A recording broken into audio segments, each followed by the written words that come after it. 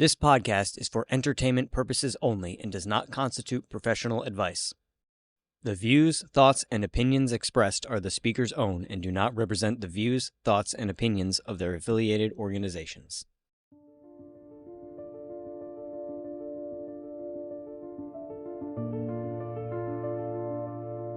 All right. Well, hello, everybody.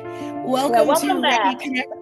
Welcome back. Welcome to Ready Connect podcast. And today we're going to continue talking about different areas around the United States, focusing on some ghost stories that we've heard locally and non-locally.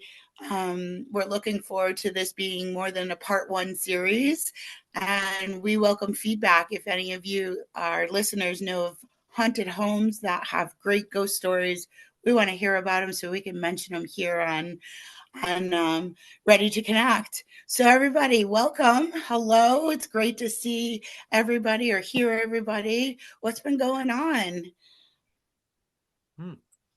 Lisa, yeah, what is going on?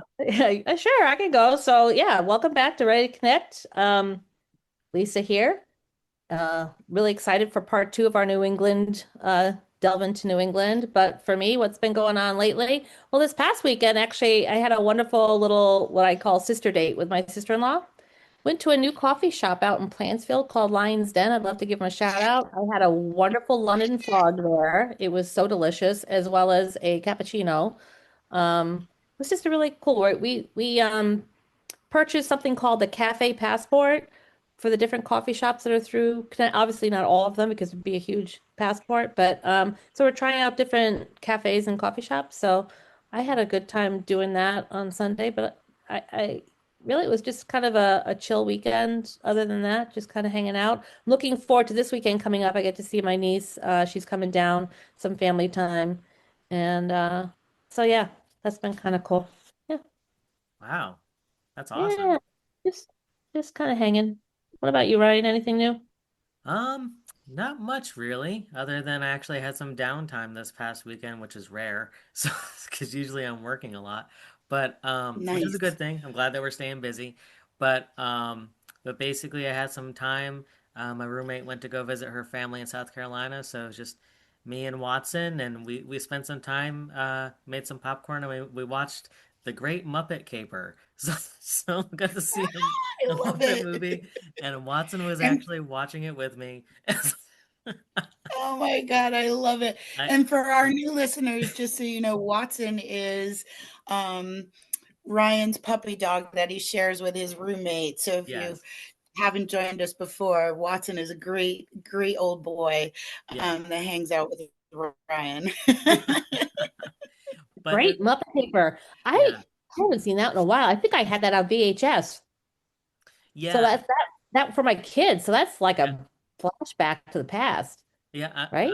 I'm a huge Muppet fan, so yeah, I live vicariously through Kermit the Frog and Sherlock Holmes. So, I love it. I love it. so it was great just to spend some time. I mean, I rarely watch movies these days, so it was nice just to have that time to just watch something. And the dog Watson, he was actually sitting there watching it with me. He was intrigued by it, maybe because of like the different characters and the singing and everything. So, just it was just something I different. think he just loves to be with you, Ryan, honestly. Well, we do have adventures together, so Yeah. Absolutely. Well, I had a really interesting experience. Went into a meditation the other evening, and I couldn't wait to share it with everybody because meditation isn't something we achieve, it's something we do. And for me, it's very grounding, and it's really important for me to kind of like sit down and like check out for a little bit. So normally I don't meditate like up in my bedroom. I usually do it in a chair or outside or somewhere where I won't fall asleep, so to speak. Because normally if I go in my bedroom, I just fall asleep. I'm not going to meditate. And I'm sure a lot of people are like that. And so I was laying there and I got myself into a really good position. And what I've been doing lately is during my meditations, I've been recording, just because I don't seem to have like the memory right now to remember everything I want to remember through that meditation. And it was really great. So I was sitting there, got into this space, and like, you take note of like all the sounds around you. And it's pretty quiet here in Coventry, Connecticut, especially where I live. It's dead silence most of the time. And so I could hear my heart beating, and I got really into it, and I could feel, my body and the blood flowing and everything just kind of doing what it was supposed to do. And then I was sitting there, and all of a sudden there was an extended noise, like meaning it wasn't outside the window.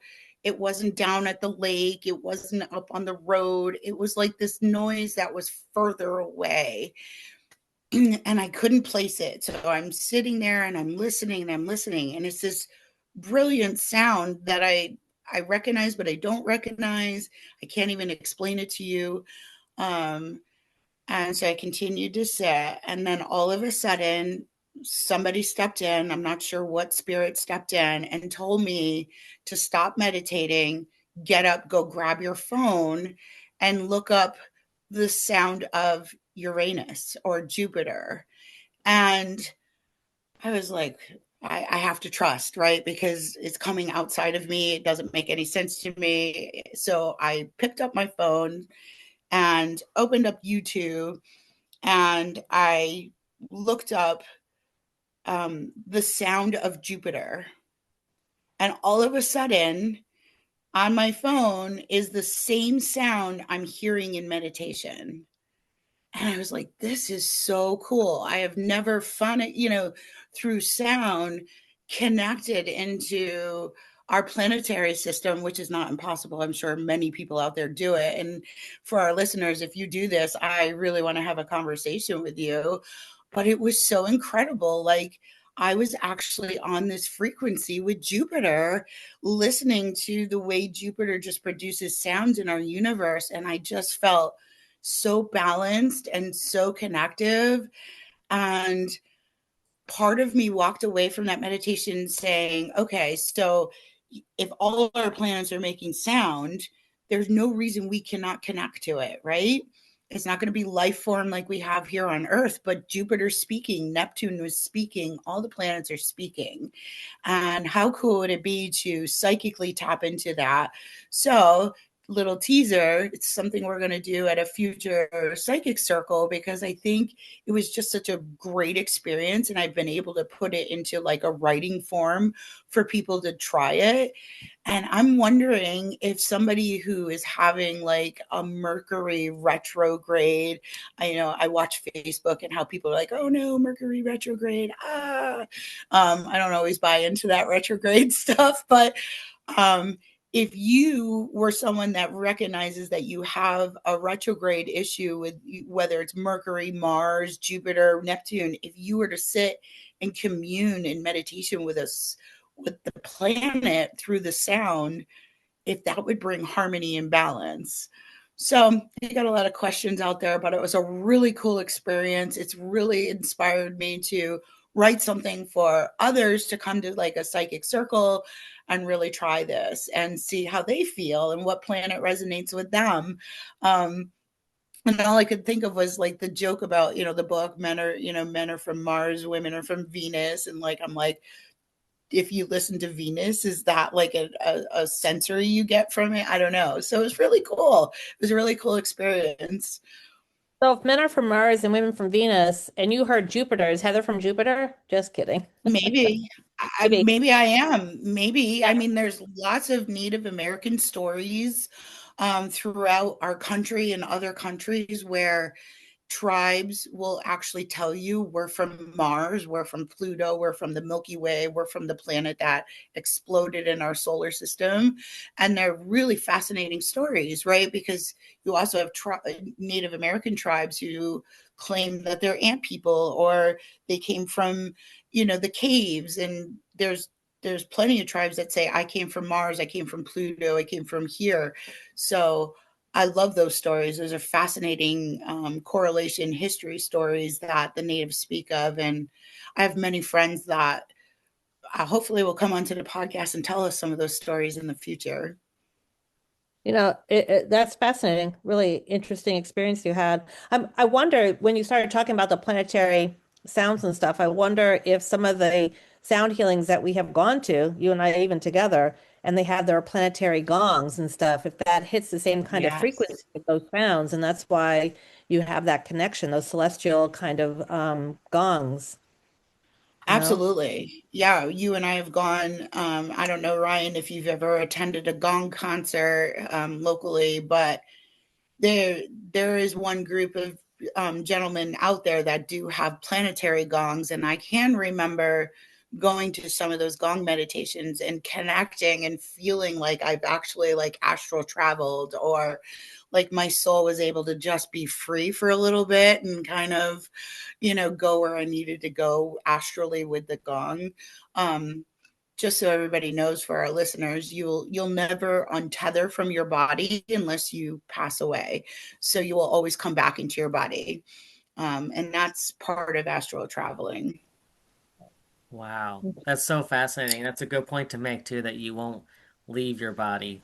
So while you're doing this, Yes. or yeah, that's good to know. There is a whole Google page out there that talks about, don't do this because if you leave your body, you're not going to come back.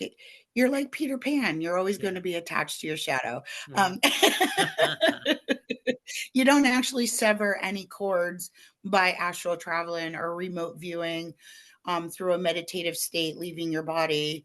The Buddhist monks, the Indian monks, they do it all the time. They leave Mhm. their bodies and do what they need to do through meditation, and gravity becomes null and void, basically. So yes, if you were to astral travel or even deep meditation where you go somewhere, you will always come back to your body. You will only sever your soul tie if you were to pass away.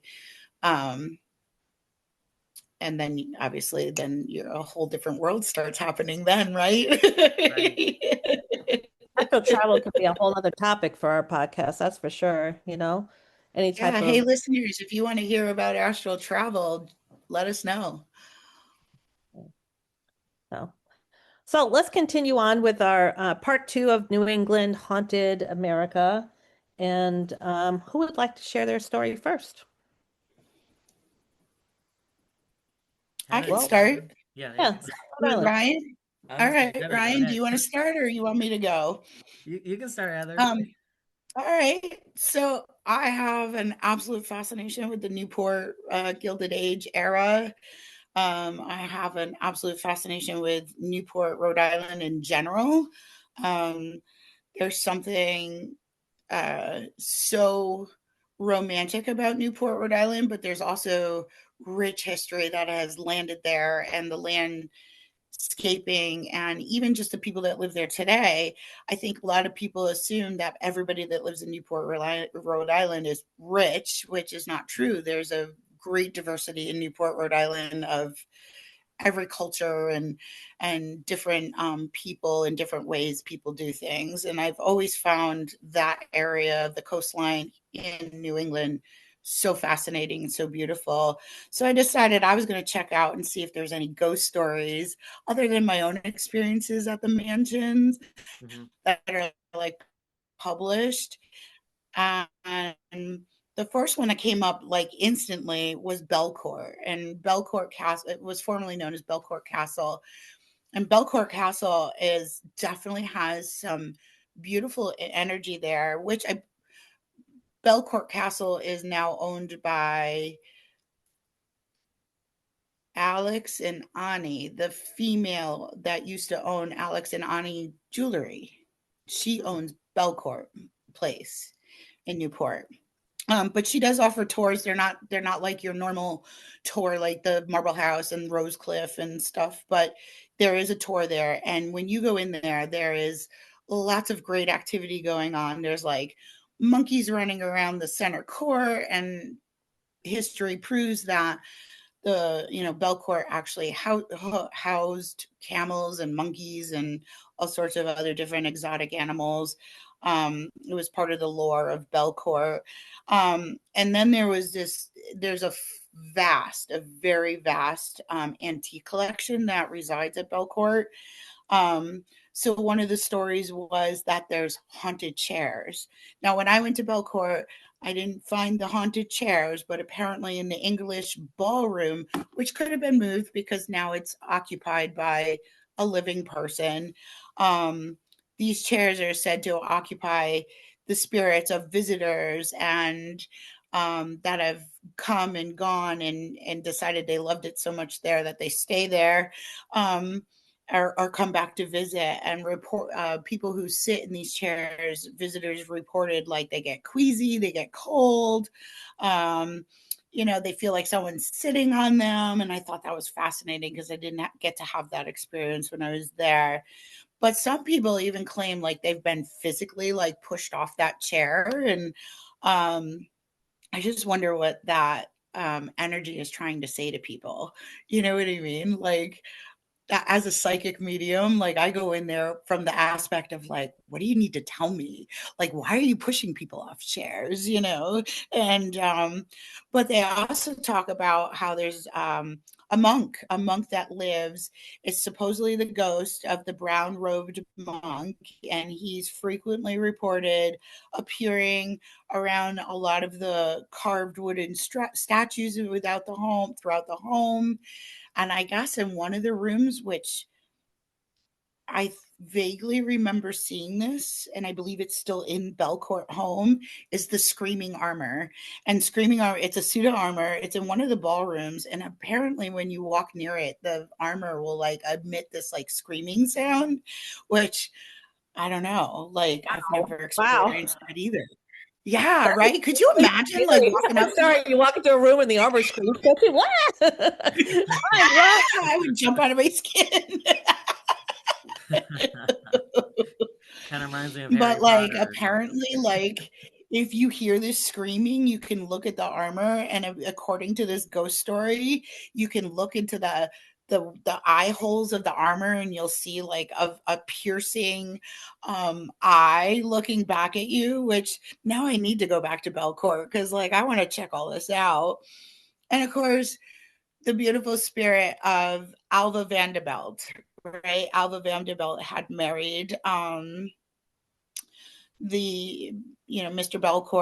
Belmont, and so she is known to, because she loved that home as much as she loved her own home across the street. But when Alva Vanderbilt got divorced, she moved in with Mr. Belmont, and she was such a devout spiritualist. Like anywhere you can go where Alva's energy is, you're going to feel her. And I have felt her lingering, presence in not only Marble House, but in Belmont. But Belmont's more brief only because, again, Belmont is lived in and there's a lot of live energy that's happening there. So I thought it was really cool to like, think about like Mrs. Vanderbilt actually still lingering in her home. And now I want to go to her mansion, which was Marble House, I believe, right? It wasn't Rosecliff, Marble House, and see if she actually lingers there too, because I didn't find any other stories about Alva, and she was a pretty prominent, figure, and not only in Newport but in New York for women's rights. So her backstory is quite incredible. But that was one that I found quite interesting. I want to hear the monkeys. I didn't get to hear the monkeys either. I'm gonna say it's monkeys. Okay, yeah. Wow. I've visited some of I've been to Marble House, and I've been to the large one. Trying to remember the name. Is Marble House the big one?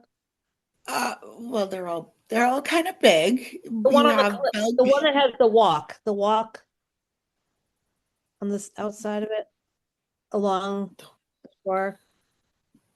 Well, there's the Breakers, which attaches to the Rosecliff. That goes well. Right now, part of that Rosecliff walk is not functionable because it like eroded. But yes, so there's There's the Breakers, which is over by Salve, and then you have your Rose Cliff and Marble House and several other tourable mansions right on Ocean Drive. So Yeah. you're probably thinking of the Breakers, which is absolutely breathtaking as well. Yeah.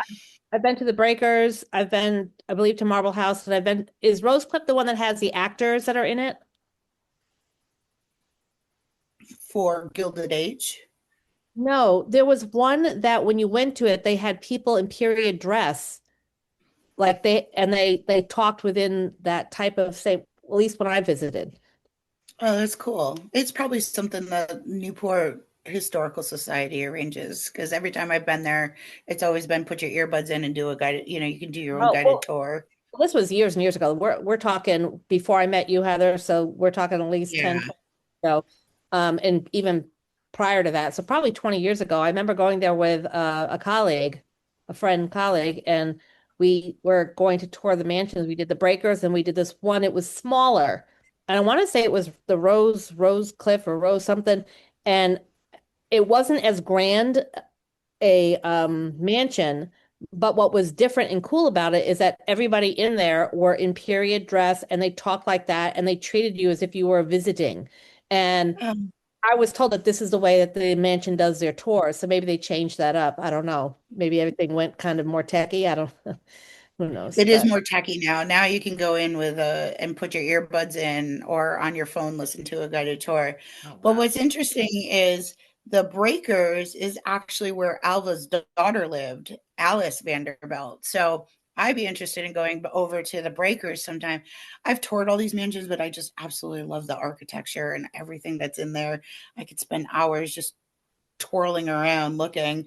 I'd be interested in going over to the Breakers again and seeing if I can, if as a psychic, connect to Alice Vanderbilt and not just her mom, right? Ryan, have you ever been to the mansions? I haven't been inside, but I took a tour, like one of those bus tours, and just driving around and looking at all of them. Oh yeah. So that was pretty cool, just to because that was my first time, well, only time really ever going to Newport. So I've always wanted to go. So it was pretty cool just to see even just the outside and just the environment and get the history from the tour. So it was a lot of fun. But that's great experience that you both have had just going into these buildings, and that's awesome.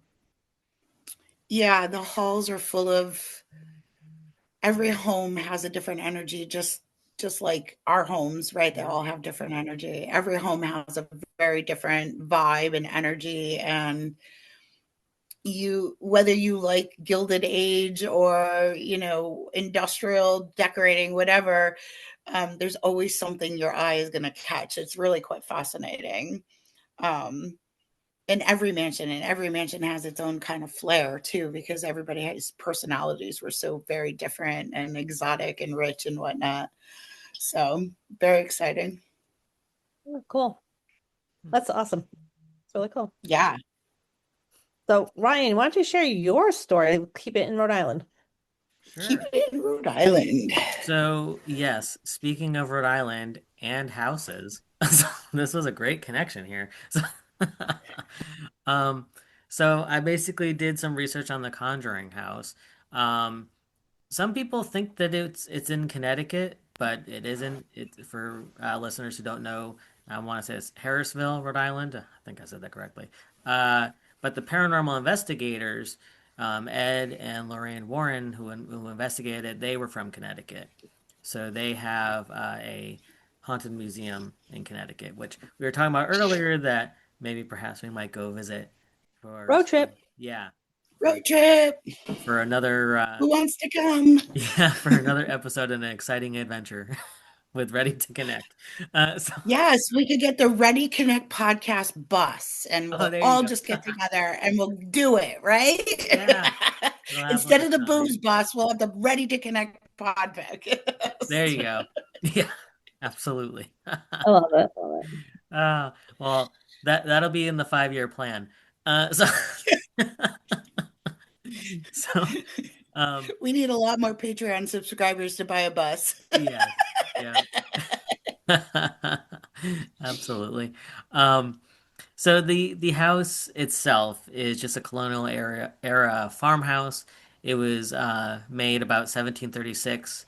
Um, the property was home to the Perrin family from 1971 to 1980, and they're the family who they reported a wide range of supernatural instances such as noises, strange smells, moving objects, so much more, which that later became, the Conjuring story. And then the paranormal investigators, Ed and Lorraine Warren, they visited the house in 1973 at the parents' request and did investigations. And then their involvement became the center element of all the films. Um, so the house was officially named the Conjuring House due to the association with the film. Found that interesting. I kind of thought it was the other way around for some reason, but have either of you seen that movie, The Conjuring? I do not watch horror movies, I so don't either. no. I Um, I Yeah. I have not yeah, seen so I've either. never actually watched. I We're all in the I same boat. find I find that those movies sometimes are a little over the top in what the real experience might be in the home. I could be wrong. I Yeah. mean, coming from Long Island, where like the first horror house, the Amityville Horror House, Yeah. was put out in a movie, and undeniably a place that might have some hauntings, but was it as graphic and probably not. So I don't buy into a lot of the stuff that goes through Hollywood as far Mhm. as what it looks like. I'd rather listen to the accounts of people. So no, I haven't watched the movie. And I actually honestly have no desire. I think that's a misconception. A lot of people think psychic mediums, because we connect with ghosts, we just can't wait to see all the ghost movies that are out there. And the truth is, not really. Not Right. really. Right. I don't even watch horror. I don't Yeah. like to watch horror movies. I got enough going on in my own mind. I don't need to watch a horror movie. I Yeah. picked I picked up this book called How to Sell a Haunted House. It was a fiction book, Mhm. and I thought it'd be just kind of a fun little book to read. It ended up being Yeah. a horror book about Oh, dolls and creepy things that are haunted. I'm like, nope, put it down. yeah. No, not Wow. my thing. I find that fascinating. I know this is a side step here, but I find it fascinating how we all have that connection of like I can't watch horror movies either. I feel like it's just too much. And like I feel like it's like overstimulation and it's just I can't deal with that, especially dealing with everyday, you know, we're getting messages and whatnot all the time, so it's just kind of like okay, like like just too much. I look at those horror movies to be like a nightmare. I mean, who Yeah, there wants you to go to go. sleep? Who wants to go to bed and go to sleep thinking, oh, I can't wait to have my nightmare tonight? Why Yeah, would I want to watch somebody's nightmare? No, right. thank you. But there are plenty of people out there that absolutely like Yeah.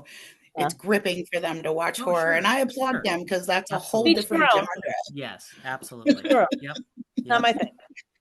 No, I applaud them too. I mean, I think it's quite brave to watch them at times, depending on what Yeah. they are. I prefer to have my connection the way I have my connection.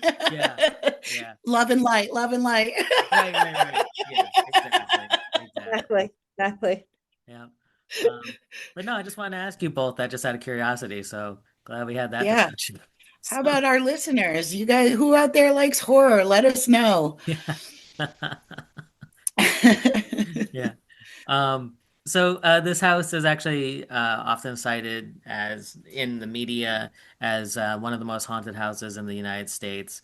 In recent years, let's see, they turned it into like a paranormal tourism destination with daytime tours, ghost hunting events, overnight stays, all the above. Um, However, most recently they kind of shut that down just because Heather and I were talking before this, but yeah, the house got sold privately and yeah. New owners. Yeah. Um, But I would love for any of our listeners that have been on a ghost adventure there or even a tour hmm, or have been able to, with permission, go on the property because there's a lot of people that go on that property without permission. I want someone that's had permission to hmm, go on that property and tell us what happened for them. Like, what right. were the EVPs? What were the sightings? What were the feelings? Like, I want to know like what's happening on that property. Is that property still haunted because everybody keeps re-eliciting the spirits to be the way they are? Hmm, Because I do believe Lorraine and her husband tried to clear that property. Hmm. So there's got to be so many people going there with either their own horror story, trying to get it excited again, or some people even go there just for to heal it. So Mm. I'd love to hear like other people's encounters if they've gone to this Conjuring house. It's not far. It's over by Putnam. It's over in that Hmm. corner Hmm. of Rhode Island. Um, Very cool. Yeah, yeah, that would be good to know. Um, I guess the real story here about the haunting is that soon after the family moved in, they reported, objects moving on their own, doors slamming, strange odors, sounds. Some of the children in the family thought that the spirits were just being friendly, even saying that the ghostly figures tucked them into bed at night, or like kiss them goodnight type of thing. But then over time, it became more disturbing, like scratching, uh, noises, physical interactions. And then the family believed that the house had historical ties to many deaths and tragedies, and so that's why they called in the investigators. Um, I'm trying to see what else here. But yeah, they're saying that according to the family, what did happen when the investigators came in is that they didn't have a dramatic exorcism like apparently is in the film that we all have not watched. But but there was a séance that went wrong. So that are saying that's just what happened. Um and let's see. So yeah, is it still haunted? Yes. I think we all agreed yes. And even research says yes, it is still haunted. But as we said, uh up until 2024, yes, that's when they stopped the what am I saying here? The allowing people to come in and things like that, just due to zoning and licensing issues. They had to cancel some events. So, and then they have new owners now. So, so yeah. So I agree with Heather. If anyone has visited or has their own experiences, to please share with us either on our social media, or you can email us at readytoconnectpodcast@gmail.com. It'd be fascinating to hear if you have experiences. Absolutely. Yeah, that'd be really cool. Really cool. All right. Well, are we ready to move from Rhode Island to Massachusetts? Sure. Yeah.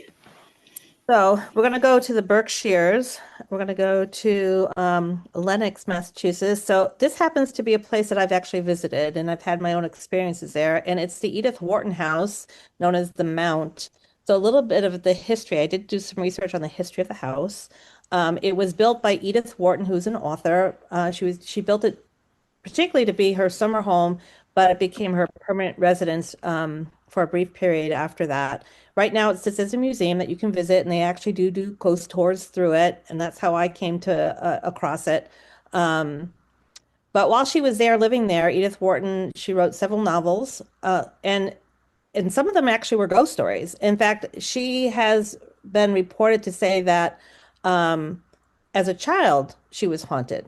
Um, so kind of interesting. So this Hmm. house was built in 1902, and she lived there until 1911. Um, and then after that, that house became known as the Mount is the name of the house. It became known as a school for the girls, for girls. And as it was a school for the girls in 1942, many of the girls reported strange kind of noises, your typical kind of haunting things, unexplained experiences, things like that.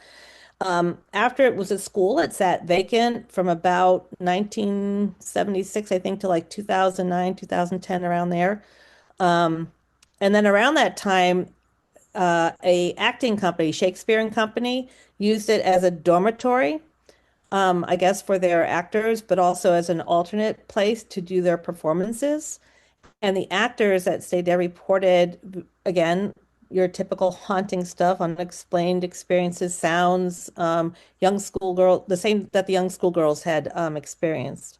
Um, and as a result, then, back in 2019, that popular show Ghost Hunters, they came out and did their own investigation. Of course, they found proof of your typical activity, different voices and sounds that you would pick up in those kind of investigations. So I want you to then fast forward from that point to myself and my good friend Karen. We took a girls' weekend. We went up to the Berkshires, and whenever we travel together, we try to find different ghost walks to do, different haunted places. It's just a fascination we have. And so we came across the Edith Wharton house to go visit. So we did. And when we were there for the ghost tour, so we joined a tour. And this was in October, so it's, around the Halloween time. There's a bunch of people on this tour. They start you in the stables of this, of the home, of the estate. And you start in the stables and you move from the stables to the house. And you start in the stables because the hauntings that go on are predominantly, I guess more of the more recent accounts are from being in the stables. And in the stables, they have uh, the caretaker. The caretaker, he is, I'm trying to find his name now. Hold on, let me get the name. Charles Cook is a caretaker. And he's commonly seen in the stables, usually as like an orb, a ball of light, or a shadowy figure. There's many different accounts of people who are working on the property, seeing somebody in the stables, and it looks like they're working on something, but then they dissipate. And I think the most common thing that happens with Charles Cook is you can smell his cigar smoke, and he sometimes will whisper good night if you're on the property and you leave. So when we started in the stables, I did smell cigar smoke. So I thought that was kind of interesting, and I didn't know about that until after. We were sitting there where they're gathering everybody into the stables for this whole tour, and you can walk around the stables, and we were just kind of hanging out, waiting for the tour to begin. And I remember distinctly saying to my friend, "Do you smell the cigar smoke? Do you smell the smoke?" Kind of thing. And now, granted, as we talked about earlier in podcasts, cigar smoke, cigarette smoke is a very easy spirit scent to pick up. And we're in a barn too, so the wood's going to hold smells, right? So you kind of not really sure, but I'm smelling the smoke. I did not hear a whispered goodnight, but I will tell you when we moved around the stable in the tour, and I try not to make it known whenever I do these tours that I'm a psychic medium because I don't want to like step on the toes of the tour, the person who's doing the tour, and I don't want people like I just want to be a person who's going, right? I don't want to be the one that people looking at, are you seeing anything? Are you getting anything?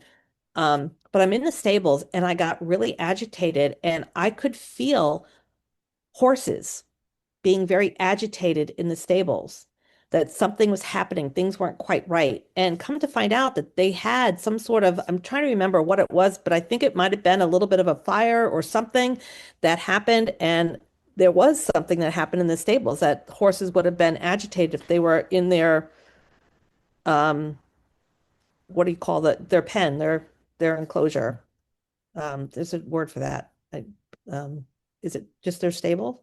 Their room in the stables. What's it called? Yeah, Heather It's would the know. stable. It's Yeah, their room at the it's stable. Yeah. So, in any case, we were there and I could feel that. And then the tour guide brings us up to the loft area, and he was saying there's a lot of things that happen in the loft. It's kind of their spooky spot.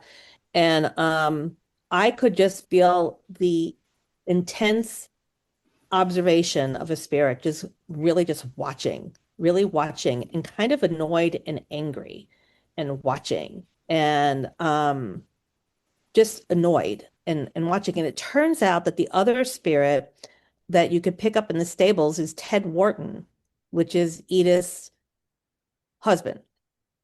And he apparently is in the stables a lot too. And it's just reported that what he does is watch. Hmm.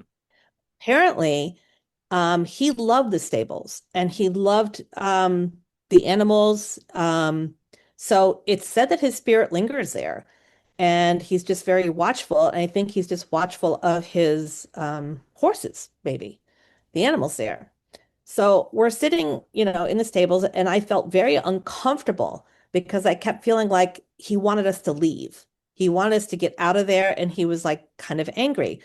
Well, come to find out later, Edith Wharton, married to Teddy, also had a lover who also haunts this area, believe it or not. It is another significant spirit presence in this and he stays more in the estate and not in the stables. And I have to wonder if the anger I was feeling was the fact that, the husband of the estate stays in the stables, maybe. I don't know. It just felt very odd. But this is a really cool experience, cool now looking back on it, but not cool in the moment, I suppose. We were walking from the stables to the estate, and we have to walk through past the pet cemetery. So now Edith Wharton had dogs. I think there were 5 in total. I did some research. All I can remember is sticking out the name Toto was one of the dogs, and I just thought that was kind of cool that it was the name of the dog from Wizard of Oz. But and these dogs are buried on the property, and it is said that you can hear them barking at times from that cemetery.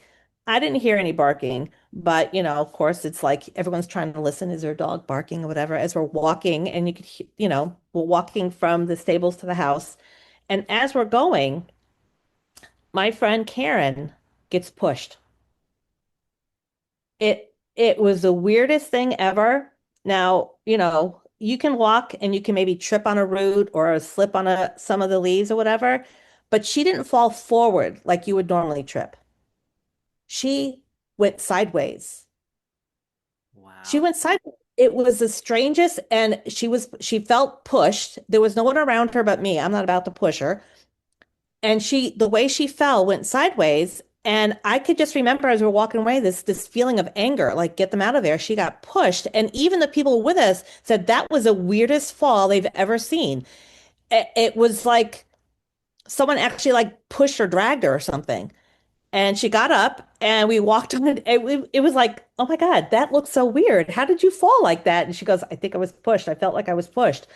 And so we get to the house and we are touring the estate. And of course, the reports of the Edith Wharton house is you could see light orbs, you can see faces in mirrors, or in the windows before you go even in. It's reported that the name of the servant, let me see if I can pick up her name. The name of the servant, let's see.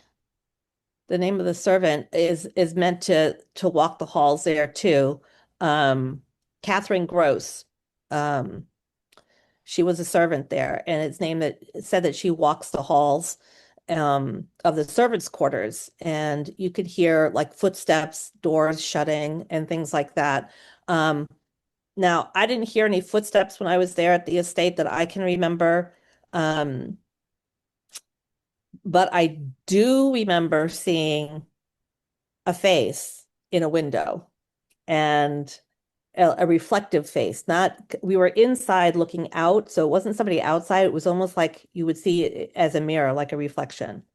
So yeah. So being in these haunted places, and I do like to visit them and have my own experiences, being in these places, you have to wonder, does it really happen? You hear these stories. Well, I could tell you, I felt, I smelled, I felt, and then I watched someone get pushed, and then I saw a face. So yeah, it does happen. So the Edith Wharton house, as far as I know right now, called the Mount. It's in Lenox, Massachusetts, in the Berkshires. You can visit it. You can take a tour there. It's a lovely tour that's given by a very knowledgeable person who does these types of tours and does the research. So the Edith Wharton house, yeah, it's really cool, really cool. So I had my own experiences there, and yeah, that's my story to share. I'd love to know if any of you have been up into the Berkshires, any of the haunted spaces up in the Berkshires, but I think there's quite a lot in New England. We've had a lot of history here. So, Do you know who the face was that you saw? I don't, because I didn't at the time know what these people looked like. Of course I'm sure they have photographs, but it's hard for me to tell in a reflection. And you have to remember, Ryan, my eyesight sucks. Even with my glasses on, it's not good eyesight, so it's pretty bad. So, yeah. Well, Anyway. it's still so fascinating, just that experience that you had. That's incredible. Yeah, I love getting my experiences like that, you know. They're kind of fun. I mean, we get them whenever we go places. Heather and I, if we're doing readings and stuff, you know, we could pick up on those things. But to like when we were at the Mark Twain house, we've had our experiences there or different things like that. But it's just I don't know. It's fun just to go as a participant rather than someone who's like, you know, in the know. And yeah. I absolutely, yeah. Even when there was an opportunity when originally I had toured, Belcourt, they wanted to know if there was any psychics in the group. And I don't know. As much as I'm proud to be a psychic medium and I love doing what I do, I don't always want to be the medium. I want to participate. So I shy away too sometimes of just um just being a person, just being a regular, regular tourist, tourist, I guess is the word. Um, you know, it does happen. I don't like to say that I am when I go on these tours, just because I think the tour guides don't, they don't want to lose their audience. And a lot of times the participants will look to the psychic medium like, what are you getting? So I never say anything. If the tour guide asks about it, I might say, yes, I am. And I remember saying to this particular tour guide right at the end of the tour, you know, what I did for a living and you know, what I picked up. And I said, I just want to affirm for you all these stories that you're saying, I can feel. And he affirmed for me that somewhere up in the loft area, there was, I thought it was a husband. There was, I want to say it was like a helper, a stable hand. I don't know the names of the workers that work around the stable, but who was a very moody young gentleman.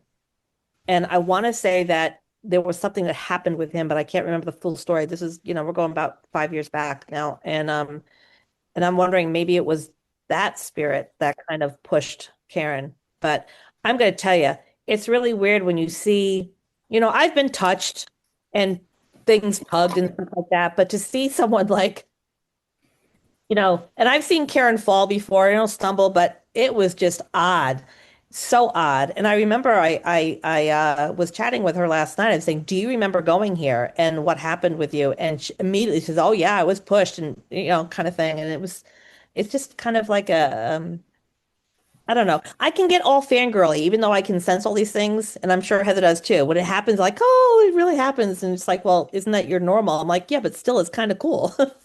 So, yeah. Yeah, I was completely like mind blown when I connected into Jupiter, like, and the feeling I had and the sensories were all elicited. Like, I still get excited. Like, it might be my life, but it still steps me back and makes me humble and like so grateful I have these gifts. You know what I mean? So yeah, I can completely understand that. I felt the Anyway. same way when we were talking with Gregory and when he Yeah. finally came through, and especially with the flashlight and everything, that was so Yeah. cool that it was like to see it be validated and just, I just said, humbling and just exciting too, just to see it happen. Absolutely. I Yeah. also remember when I went to Rough Point, which was Doris Duke's, the Duke mansion in Newport. And there's a ghost story that's rumored that Doris Duke accidentally hit her guard, the gate, the guard that used to guard the gates, so to speak. She hit him. She like ran right into him and killed him. And I remember going to Rough Point and just keeping it to myself. And as we walked through the gates of the driveway, I tried to see if his essence was there, but I didn't get anything. I got so much when I got inside with the interaction of Doris's spirit and house that I didn't catch the actual ghost story of the her running over her gatekeeper. I think that's what they would have been called. I don't know. But yeah, it's cool. There's all sorts of great history out there of ghost stories, and I think it's really fascinating to hear them. Yeah. Well, I hope everybody's enjoyed the stories that we've had for New England, and I think we're going to continue our Haunted USA tour, and we're going to head next to Mid-Atlantic, I believe. So, stories from the New York, New Jersey, Pennsylvania area as we go down the coast, and I'm excited for it. So, yeah. So, until then, Until then. Oh, do we have an affirmation? Do our affirmations, right? Yeah. you got one for us there? I don't know. I'm trying to think. What do we need to hear today? Ryan, you coming up with anything? Nope, not yet. All right. Well, Here. I have one for my. I say this year is a clean slate and we choose happiness and create our futures. May we all go forward and prosper. There you go. That's perfect. Perfect. I know Yes. we don't have our affirmation jar to pull from when today, so that's perfect though. Thank you. Mhm. Thank you. So Yes. We all welcome new opportunities. until next time, let's get ready to connect.